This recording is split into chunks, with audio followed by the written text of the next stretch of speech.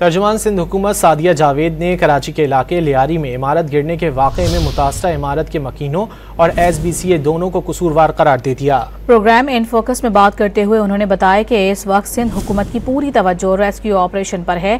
लोग अब भी मलबे तले दबे हुए हैं। एक अलमनाक वाक़या है जो शायद मकीनों की भी गफलत और SBCA की भी गफलत, दोनों की गफलत की वजह से आज जो 7 लोग जहाँ बहक हो गए वो नहीं होते।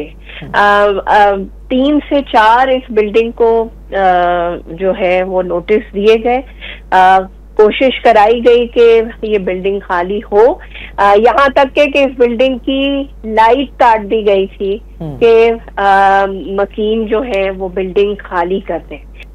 इस वक्त सिंध हुकूमत की सबसे पहली जो तरजीह है कि रेस्क्यू का ऑपरेशन जल्द अज जल्द मुकम्मल कराया जाए और अभी भी मलबे तले लोगों के दबे होने की इत्तलात है।